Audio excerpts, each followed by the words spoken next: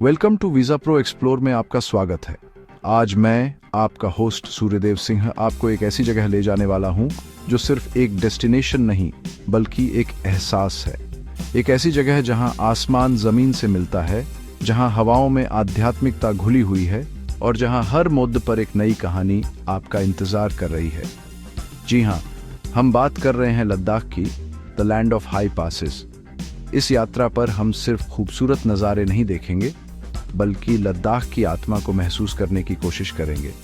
हम यहाँ के लोगों से मिलेंगे, उनकी संस्कृति को समझेंगे और उस जादू को करीब से देखेंगे जो इस जगह को इतना खास बनाता है।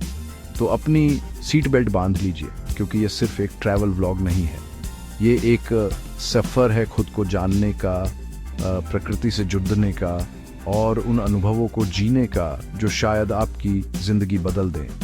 हम लद्दाख की उन गलियों में घूमेंगे जहां इतिहास सांस लेता है, उन मठों में शांति पाएंगे जहां सदियों की प्रार्थनाएं गूंजती हैं और उन झीलों के किनारे बैठेंगे जिनका नीला पानी आसमान को भी शर्माने पर मजबूर कर दे।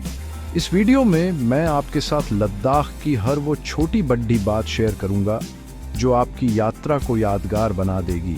हम यहाँ के लोकल फूड्स का स्वाद चखेंगे, उन झीलों को एक्सप्लोर करेंगे जिनकी कहानियां हमने सिर्फ सुनी हैं और यहाँ की संस्कृति की गहराइयों में उतरेंगे। तो क्या आप तैयार हैं मेरे साथ इस अविश्वसनीय यात्रा पर चलने के लिए? चलिए शुरू करते हैं लद्दाख का यह सफर, जहां हर कदम पर एक नया अनुभव और एक नई खोज आपका इंतजार कर रही है। Let's get started. दोस्तों, किसी भी जगह की संस्कृति को समझने का सबसे अच्छा तरीका होता है वहां के खाने को चखना। और लद्दाख के खाने की तो बात ही कुछ और है। यहाँ का खाना सिर्फ पेट भरने के लिए नहीं है, बल्कि यह यहाँ की कठिन परिस्थितियों में शरीर को गर्म और ऊर्जावान रखने का एक तरीका है। सबसे पहले बात करते हैं मोमोज की। आपने मोमोज कई जगह खाए होंगे, लेकिन जो स्वाद आपको लद्दाख के फ्रेश हाथ से बने मोमोज में मिलेगा वो कहीं और नहीं। चाहे वो वेज हो, चिकन हो या मटन, हर मोमो में एक अलग ही प्यार और स्वाद घुला होता है, जिसे यहाँ की तीखी लाल चटनी के साथ खाने का मजा ही दोगुना हो जाता है। इसके बाद आता है थुक्पा, जो कि एक तरह का नूडल सूप है। ठंडी हवाओं के बीच गर्मा गर्म थुक्पा का एक कटोरा आपको जो आराम और सुकून देगा वो आप कभी नहीं भूल पाएंगे। इसमें ढेर सारी सब्जियां और आपका पसंदीदा मीट होता है, जो इसे पौष्टिक और स्वादिष्ट दोनों बनाता है। और हाँ, लद्दाख आकर अगर आपने बटर टी यानी गुड़ चाय नहीं पी तो आपकी यात्रा अधूरी है। याक के दूध के मक्खन और नमक से बनी यह चाय आपको पहली बार में थोड़ी अलग लग सकती है, लेकिन यकीन मानिए, यहाँ की ठंड में यह किसी अमृत से कम नहीं है। यह आपको तुरंत एनर्जी देती है और शरीर को गर्म रखती है। दोस्तों, लद्दाख की खूबसूरती का असली गहना है यहाँ की झीलें, और इन झीलों में सबसे मशहूर है पेंगोंग त्सो। इस झील तक पहुंचने का रास्ता भी अपने आप में एक एडवेंचर है। ऊंचे ऊंचे दर्रों से गुजरते हुए जब आप पहली बार इस झील की झलक देखते हैं तो बस देखते रह जाते हैं। ये झील दिन के अलग अलग समय पर अपना रंग बदलती है, कभी फिरोजी, कभी गहरा नीला तो कभी हरा। इसके शांत पानी में जब आसपास के पहाड़ों का प्रतिबिंब बनता है तो ऐसा लगता है जैसे किसी चित्रकार ने अपनी सबसे खूबसूरत पेंटिंग बना दी हो। यहाँ घंटों बैठकर बस इस नज़ारे को देखना भी एक मेडिटेशन जैसा है। पेंगोंग के अलावा एक और झील है जो शायद उतनी मशहूर नहीं लेकिन उतनी ही खूबसूरत है, त्सो मोरिरी। यह झील चांगथांग वाइल्ड लाइफ सैंक्चुरी में स्थित है और यहाँ तक पहुँचना थोड़ा मुश्किल है, लेकिन जब आप वहाँ पहुँचते हैं तो सारी थकान दूर हो जाती है। यह एक फ्रेश वाटर लेक है और इसके चारों ओर की शांति और प्राकृतिक सुंदरता आपको मंत्रमुग्ध कर देगी। यहाँ आपको कई तरह के प्रवासी पक्षी भी देखने को मिलेंगे जो इस जगह की खूबसूरती में चार चांद लगा देते हैं। इन झीलों के किनारे खड़े होकर आपको एहसास होता है कि प्रकृति कितनी विशाल और शक्तिशाली है और हम उसके सामने कितने छोटे हैं। यह एक हम्बलिंग एक्सपीरियंस है। दोस्तों, लद्दाख सिर्फ पहाड़ों और झीलों का देश नहीं है, यह एक जीती जागती संस्कृति और गहरी परंपराओं की भूमि भी है। यहाँ के लोग, जिन्हें लद्दाखी कहा जाता है, अपनी सादगी, मेहमान नवाजी और रेजिलियंस के लिए जाने जाते हैं। यहाँ की संस्कृति पर तिब्बती बौद्ध धर्म का गहरा प्रभाव है, जो आपको यहाँ के हर कोने में देखने को मिलेगा। घरों के बाहर लगे प्रार्थना के झंडों से लेकर मठों में गूंजते मंत्रों तक, यहाँ के लोगों का जीवन बहुत सरल लेकिन मुश्किलों से भरा होता है। फिर भी उनके चेहरों पर आपको हमेशा एक मुस्कान मिलेगी, जिसे जूले कहते हैं। यहाँ के रीति रिवाज भी बहुत अनोखे हैं। परिवार को बहुत महत्व दिया जाता है और यहाँ के कई समुदायों में आज भी संयुक्त परिवार की प्रथा है। शादी ब्याह और त्योहारों के समय यहाँ की संस्कृति का असली रंग देखने को मिलता है। लोग अपने पारंपरिक पहनावे, गोंचा और पैरक में सज धज कर निकलते हैं और इन समारोहों में हिस्सा लेते हैं। यहाँ के लोगों से बात करके, उनके साथ समय बिताकर आपको जीवन के प्रति एक नया नजरिया मिलता है। आपको समझ आता है कि खुशी बड़ी बड़ी चीजों में नहीं, बल्कि छोटे छोटे पलों में, रिश्तों में और अपनी जड्डों से जुड़े रहने में है। दोस्तों, लद्दाख की संस्कृति का एक और बहुत ही खूबसूरत और जीवंत पहलू है यहाँ का लोक नृत्य। ये नृत्य सिर्फ मनोरंजन का साधन नहीं है, बल्कि यह उनकी भावनाओं, उनकी कहानियों और उनके जीवन के उत्सव को व्यक्त करने का एक तरीका है।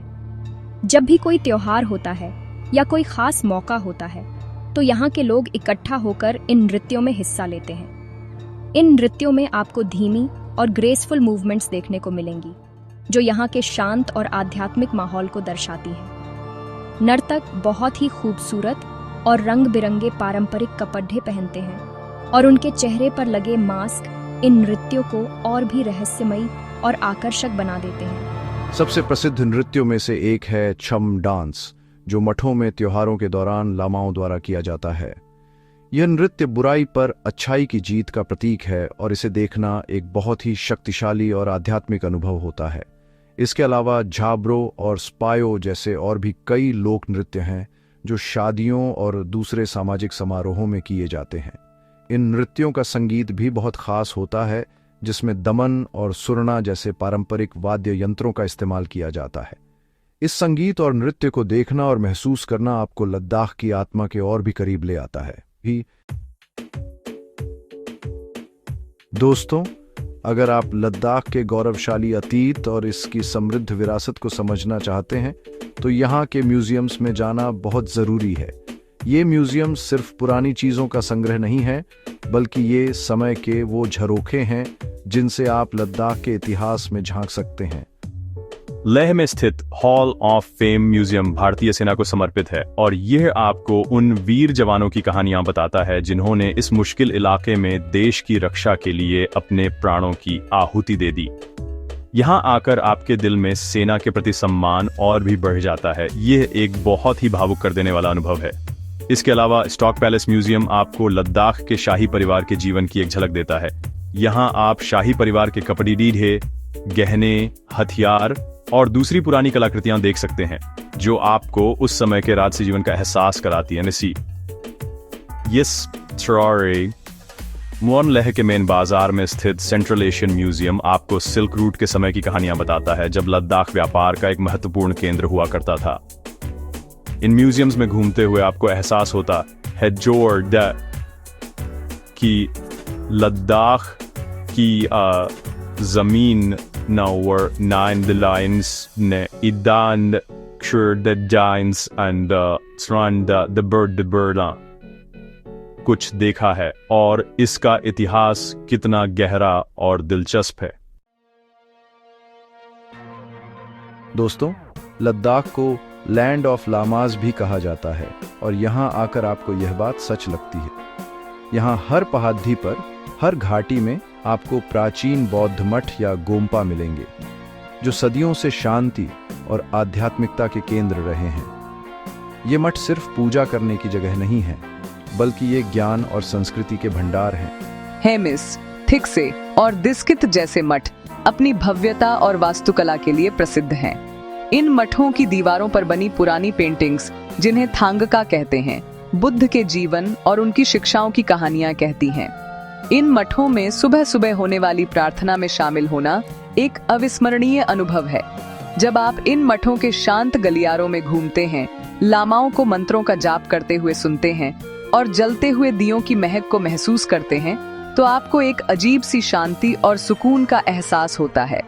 यह दुनिया की भाग दौड़ से दूर खुद से जुड़ने का एक मौका होता है।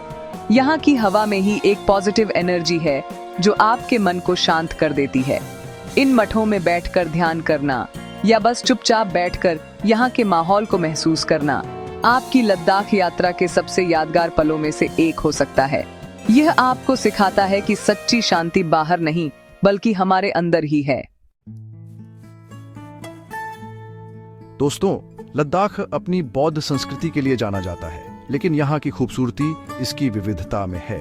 आपको यह जानकर शायद हैरानी होगी कि लेह जैसे शहर में आपको खूबसूरत और ऐतिहासिक चर्च भी देखने को मिलेंगे। ये चर्च लद्दाख के बहुसांस्कृतिक ताने बाने का एक सुंदर उदाहरण है। लेह में स्थित मोरेवियन चर्च, जो 19वीं सदी में बनाया गया था, यहाँ के सबसे पुराने चर्चों में से एक है।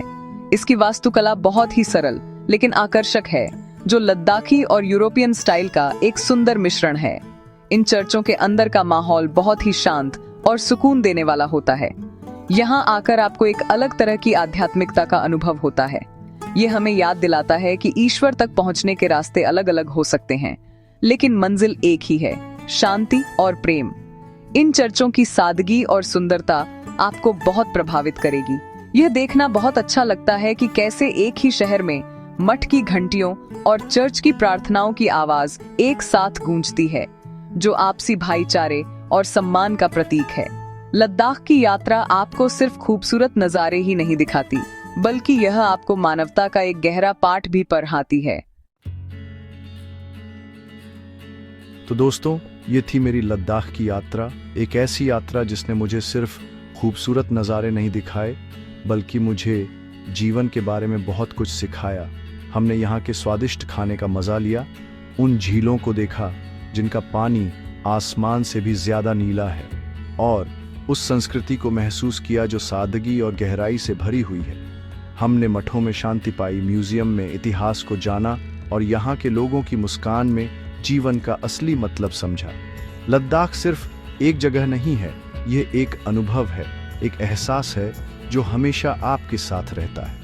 ये यात्रा एक रिमाइंडर है कि इस दुनिया में कितनी खूबसूरती और विविधता है।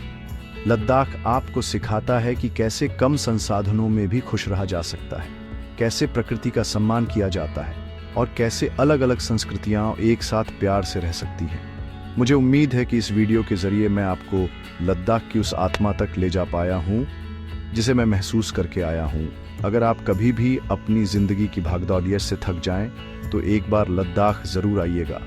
यकीन मानिए, यह जगह आपको निराश नहीं करेगी। इस सफर में मेरा साथ देने के लिए आपका बहुत बहुत शुक्रिया।